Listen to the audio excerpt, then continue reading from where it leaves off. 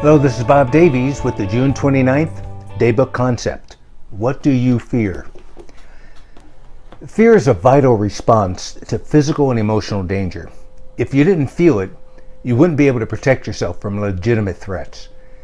But often you fear situations that are far from life or death, and thus you hang back for no good reason.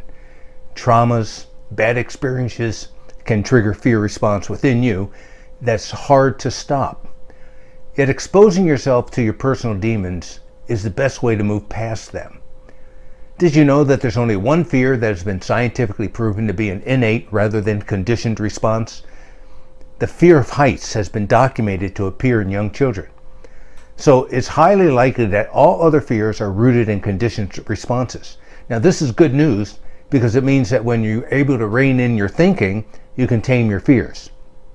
So physically, there are two pathways to generate fear. One is fast and non-conscious. The senses have a direct neurological connection to the limbic area of the brain.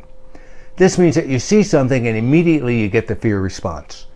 The other pathway is slower and routes through the cortex, meaning that your thinking gets interpreted, then connects to the limbic area for the fear response. The good news is that you can intercept the pathway with the very thing that created it, your thinking.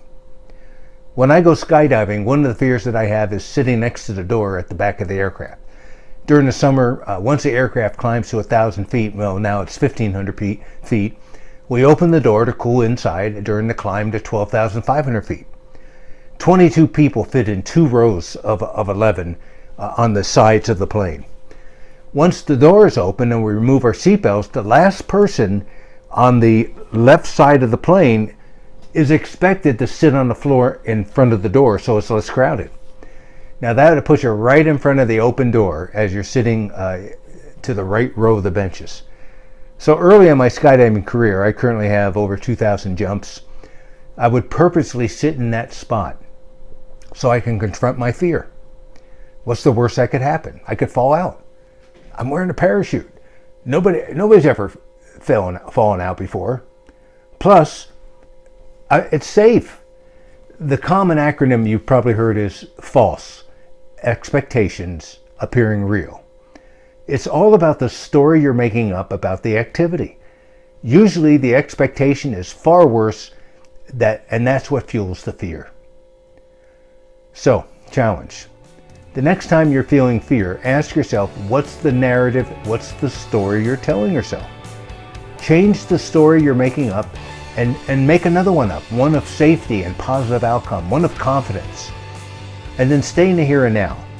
If you stay in the moment, you can't be afraid because fear is a constant back and forth between the past and the future. There's no fear in the now. There's no emotion in the now. For your meditation.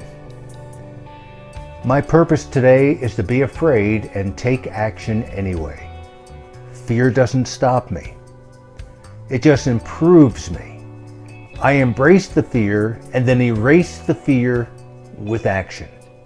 Try this on. Have a great day.